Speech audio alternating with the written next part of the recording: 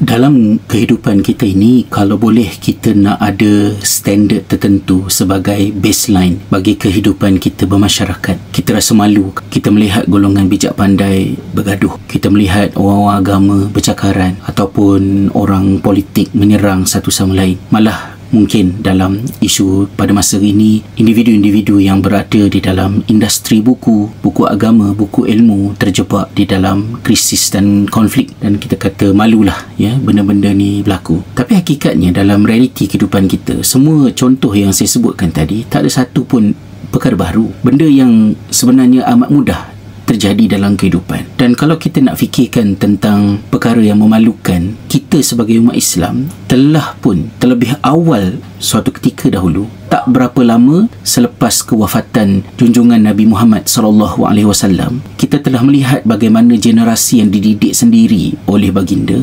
terlibat di dalam perang saudara. Bukan takat malu-malu ni, sampai mengorbankan nyawa, dan disebutkan oleh sejarawan sebagai al-fitnah al-kubra, ujian bencana yang paling besar. Namun apa yang perlu kita berikan perhatian ialah bila kejadian-kejadian seperti ini berlaku, kita perlu menginsafi dan bersyukur bagaimana agama kita membekalkan kepada kita solusi, kekuatan untuk kita berdepan dan menguruskan, malah menyelesaikan ujian-ujian yang terjadi, tak kiralah sebesar mana pun ia, kerana agama datang bukan untuk menutup fitrah manusia daripada kebarangkalian mereka itu menimbulkan masalah, tetapi agama datang untuk membimbing ketika masalah timbul, macam mana ianya nak diselesaikan. Jadi kita harus bermuhasabah bila kita sebagai spectators, sebagai orang yang melihat kejadian ini, bagaimana reaksi kita. Yang Allah Ta'ala sebut di dalam surah Al-Mulk bahawa Allah menjadikan kematian dan kehidupan itu sebagai ujian untuk melihat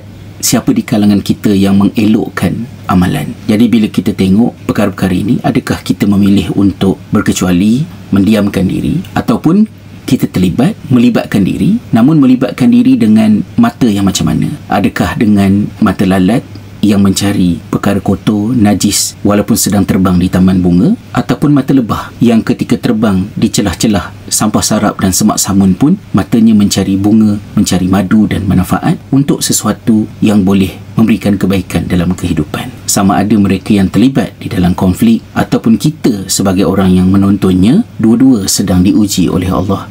Siapa di kalangan kita yang mengelokkan amalan masing-masing?